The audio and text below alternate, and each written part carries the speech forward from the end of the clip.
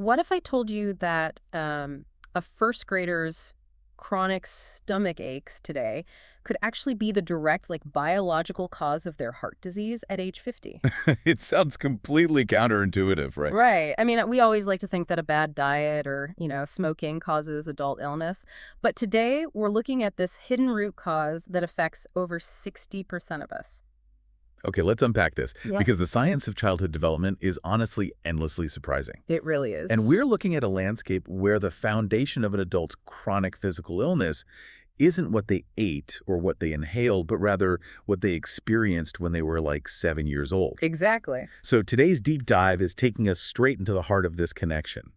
We are pulling from a stack of really fascinating sources today, specifically focusing on excerpts from Healing the Young, ACEs, and Georgia School Mental Health. And we've paired that with some foundational notes on the landmark CDC-Kaiser study. Oh, that study is just foundation. It's massive. So our mission for you listening today is twofold.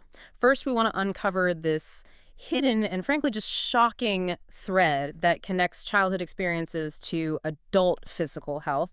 And second, we're going to examine a really highly specific modern solution that's being deployed right now in Georgia schools to basically cut that thread. And, grasping this connection isn't just some academic exercise. Yeah. If you interact with children in any capacity, or frankly, if you just want to understand your own adult health patterns or the people around you, this is the missing puzzle piece. It completely upends our traditional understanding of public health. But before we can even begin to understand why the state of Georgia is radically changing its approach to school mental health, we really have to understand the exact nature of the problem they are trying to solve. Right. Which brings us to the CDC-Kaiser study and this framework called ACEs. ACEs, yes. That stands for Adverse Childhood Experiences. And it's basically a way of categorizing the specific types of trauma that a child might go through. When you look at the data, they break this down into 10 distinct categories. And very specific things, yeah. Right. So we have the direct harms, which are physical abuse, emotional abuse, sexual abuse, physical neglect, and emotional neglect. And then the other half deals with household dysfunction. Which is broader. Yeah, things like parental divorce or separation, parental mental illness, parental substance use, household domestic violence, and parental incarceration. And those 10 categories, they form the absolute foundation of the ACE's framework. And the initial findings from the original study were just a complete paradigm shift for the medical community, because we aren't talking about a rare phenomenon here. Not at all. Roughly 64% of U.S. adults report experiencing at least one ACE. Wait, I have to stop you right there because 64% is a massive number. It's the majority. Exactly. If the clear majority of the population has an adverse experience, aren't we just describing, life? Right, I hear that a lot. I mean, childhood is tough. People get divorced. Parents lose their jobs. Why are we treating normal childhood adversity as this huge medical emergency? That is an essential distinction to make, and it really comes down to the difference between tolerable stress and toxic stress. Okay, that's the difference. Well, tolerable stress is breaking your arm or moving to a new town or even grieving a loss. But you do so with a supportive, buffering caregiver who helps your nervous system return to a baseline of safety. So you have someone there to catch you. Precisely. Toxic stress, on the other hand, which is what the ACE's framework is actually measuring, is relentless. It is severe, prolonged adversity without adequate adult support. Oh, wow. So when the caregiver is the actual source of the fear, or maybe they're too incapacitated by severe depression or substance use to protect the child's physiological stress response just never turns off. So it's not just that a bad thing happened, it's that the body's alarm system basically got jammed in the on position. Back on high alert, yeah. And I think that makes the next statistic from the study incredibly grim. They found that 17% of U.S. adults report having 4 or more of those ACEs. 4 or more. And the adult outcomes for that group just hit you like a ton of bricks. If an adult has 4 or more ACEs, their risk of depression increases by 4 to 5 times. Which makes sense. Right. But then their risk of attempting suicide increases by a staggering 12 times. 12 times. It's horrible. But this is the part that I really want to dig into. It significantly increases the risk of physical illnesses decades later. Like, we are talking about heart disease, cancer, COPD, and substance use disorders.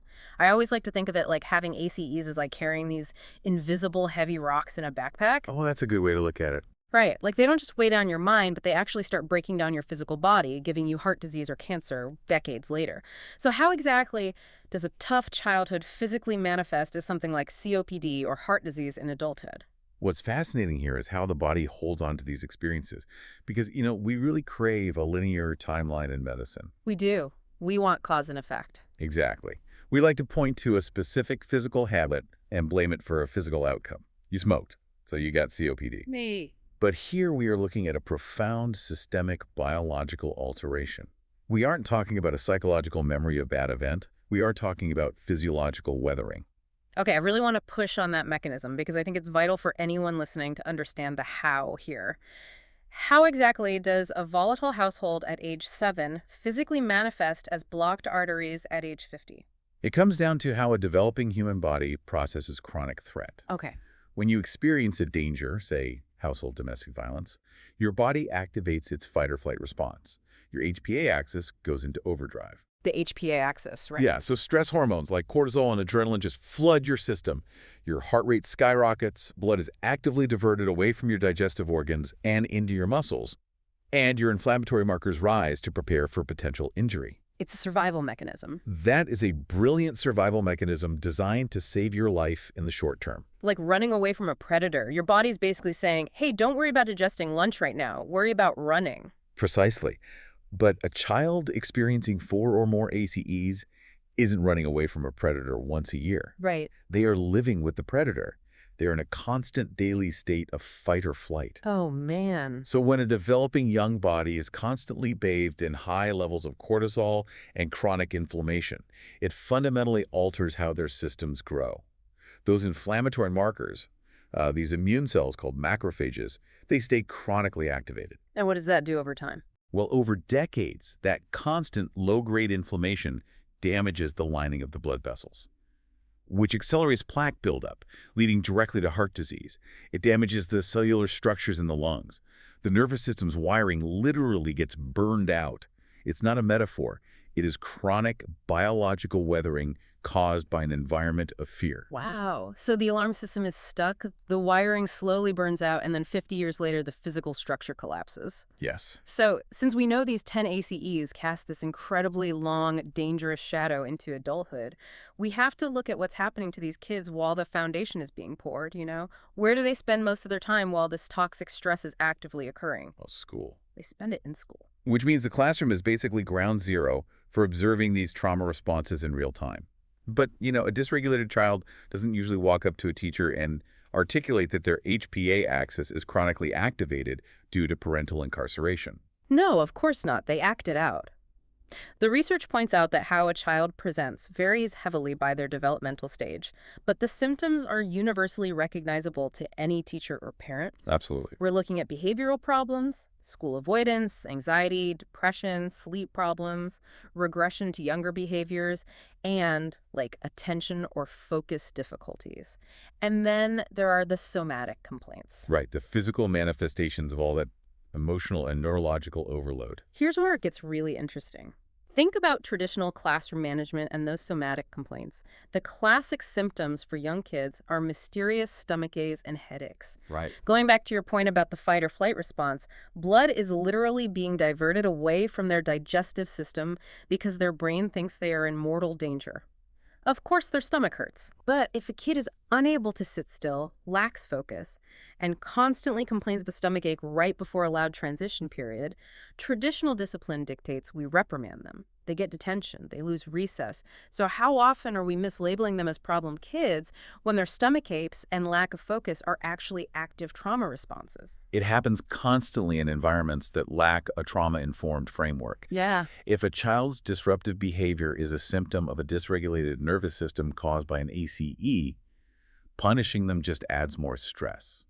You are taking a brain that is already overwhelmed by fear and adding isolation and shame right into the mix.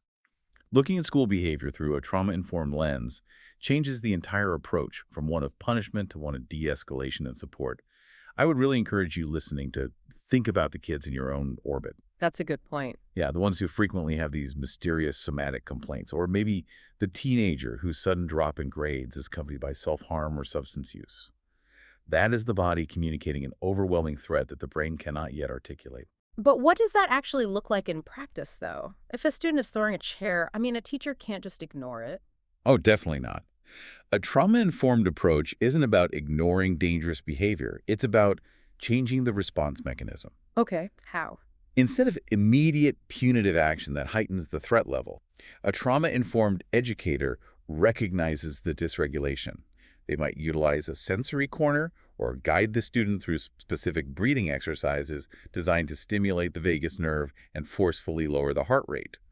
The goal is to signal to the child's brain that they're safe, turning off that fight or flight alarm so the logical learning part of their brain can actually come back online.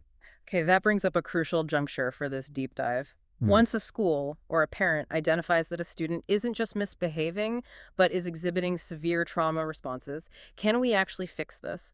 Or is the damage permanent, dooming them to that 12x increase in suicide risk?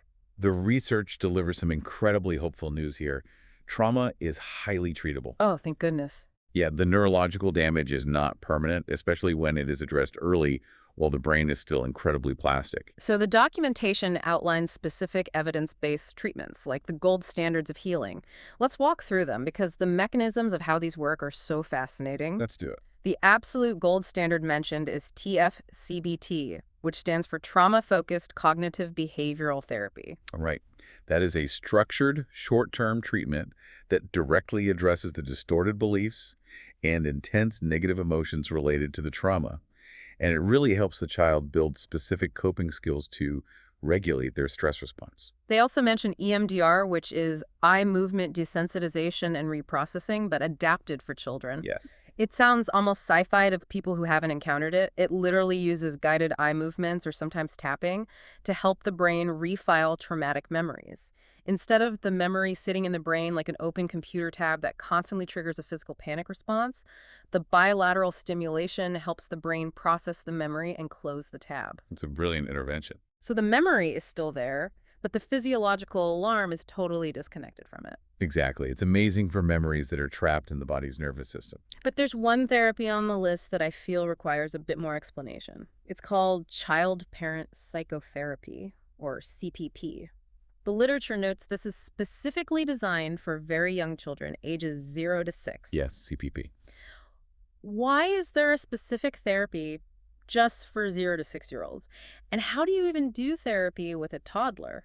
An 18-month-old can't sit on a couch and process their trauma with EMDR or cognitive behavioral therapy. If we connect this to the bigger picture of how infant brains develop, it makes perfect sense. An infant or a toddler doesn't use words to process trauma. Their entire reality, their entire nervous system is tethered to their primary caregiver. Oh, interesting. We call this co-regulation.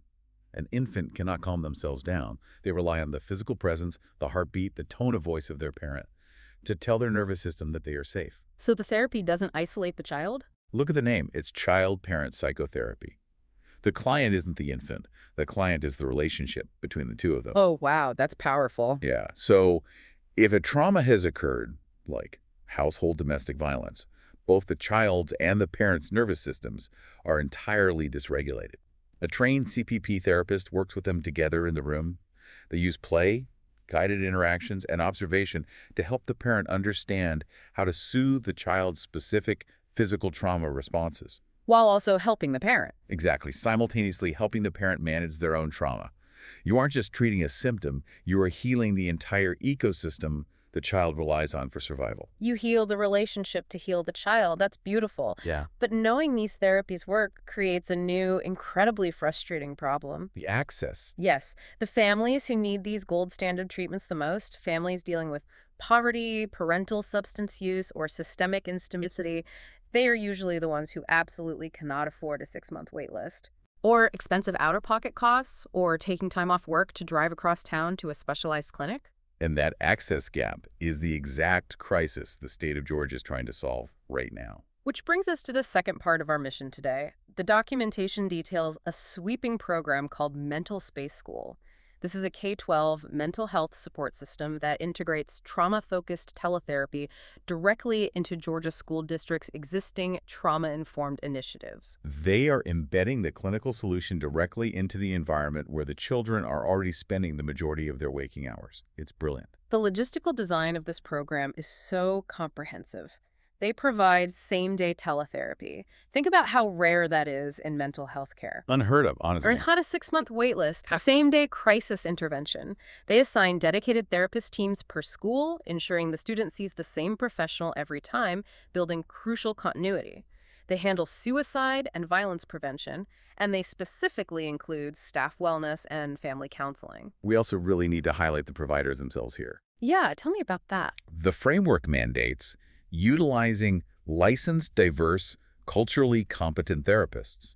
Because when you are asking a teenager to open up about profound household vulnerabilities, seeing a professional who intuitively understands their cultural and socioeconomic context isn't just a nice bonus. Right. It was clinically necessary for establishing the safety required to do trauma work. And logistical execution is usually where these grand public health ideas fall apart. But MentalSpace School seems to have completely cracked the code on removing the financial barriers.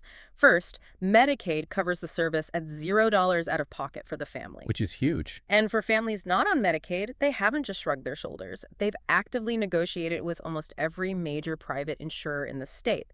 We're talking Blue Cross, Blue Shield, Cigna, Aetna, United Healthcare, Humana, Peach State, CareSource, Amerigroup. They ensure a child's coverage network isn't what prevents them from getting help. Navigating that insurance landscape on a statewide school-by-school level is just a monumental administrative lift. Oh, I can't even imagine. Furthermore, the program operates under strict dual compliance. Think about the nightmare of blending medical privacy laws, which is IPAY, with educational privacy laws, which is FERPA. Oh, right. They don't usually mix. Usually, schools and medical providers can't even speak the same legal language, which prevents collaboration entirely. MentalSpace has built a platform that rigorously satisfies both, allowing secure, seamless support for the student without violating their privacy. There's also a significant legislative urgency driving this blueprint right now. Georgia districts are working to comply with state legislation, specifically HB 268, which focuses on student well-being and has a really fast-approaching compliance deadline of July 2026. So schools are highly motivated to implement these comprehensive systems immediately. So what does this all mean?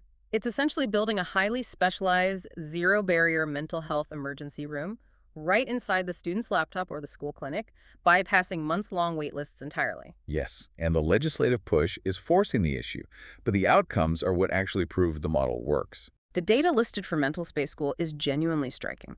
They report 89% improved attendance. That tracks logically. If your nervous system isn't terrified, you actually have the capacity to go to school and learn. Exactly. They also report 85% family satisfaction. But the metric that truly anchors this entire deep dive is a 92% reduction in anxiety. A 92% reduction in anxiety isn't just a mood improvement, though. No. From a biological standpoint, it means turning off the chronic fight-or-flight alarm system. It means lowering the cortisol, reducing the systemic inflammation, and stopping the biological weathering that we discussed earlier. It is quite literally preventing the physical damage from setting in. And I love that you pointed out their inclusion of staff wellness and family counseling earlier. Treating a dysregulated child for an hour a week via teletherapy, only to send them right back into a burned-out classroom with a highly stressed teacher or back to a struggling, unsupported family dynamic, means the treatment won't hold. Right, you can't treat the child in a vacuum. MentalSpace is supporting the entire ecosystem to truly disrupt the ACE's cycle. For anyone in Georgia listening who wants to see the mechanics of how a district sets this up, the documentation points straight to mentalspaceschool.com or reaching out directly via mentalspaceschool@cheechdaytherapy.com. It is rare to see the gap between complex medical theory and daily practical application closed so effectively. It represents a massive shift from asking what is wrong with this student to asking what happened to this student and how can we deliver the healing directly to them. Looking back at the journey we just took, it really is a staggering shift in perspective. We started by demystifying the CDC-Kaiser study and those 10 ACEs, understanding that childhood trauma isn't just a bad memory, but a physiological alteration. We traced how an environment of fear floods a developing body with cortisol, causing the literal biological weathering that leads to a 12x increase in suicide attempts, as well as heart disease and COPD decades later. The physical toll is just immense. It really is. And we explored how those invisible wounds show up in the classroom not just as bad behavior, but as somatic complaints like chronic stomach aches. But we didn't stay in the problem. We explored the incredible mechanics of the gold standard treatments, from EMDR closing the traumatic memory tabs to child-parent psychotherapy repairing the core regulatory relationship. Healing is possible. And finally, we saw how Georgia is tearing down the waitlists and the insurance barriers with MentalSpace School, achieving a 92% reduction in anxiety by integrating the solution directly into the student's daily life. And as you, the listener, process all of this, return to that initial staggering statistic. Over 64% of adults have at least one ACE. Yeah. This framework doesn't just apply to an abstract group of at-risk students in a study. It applies to your own life. It applies to your coworkers, the people in your community, the person cutting you off in traffic. Understanding the physical reality of toxic stress empowers every single one of us to look past surface behaviors and adopt a lens of deep empathy. It fundamentally changes how you interpret human behavior. It really does. And this raises an important question, something for you to really chew on after we finish up today. Okay, what is it? Well, if we look back at the original list of ACEs, parental mental illness and parental substance use are categorized as foundational root cause traumas. So, if we are providing highly effective zero-barrier therapy to today's children in school right now, successfully regulating their nervous systems, could that therapy actually act as a literal, physical, preventative medicine? Like preventing cancer and heart disease. Yes, preventing cancer and heart disease, not just for the student sitting in the classroom today, but for the next, currently unborn generation. By fully healing the child today, are we literally erasing the ACEs of tomorrow? Wow, that is an incredibly profound thought to end on, healing one generation to biologically save the next. Thank you all for joining us on this deep dive. Keep seeking out knowledge, keep asking the hard questions, and remember, sometimes the most powerful thing you can do is help someone unpack the invisible weight they've been carrying their entire life. Take care, everyone.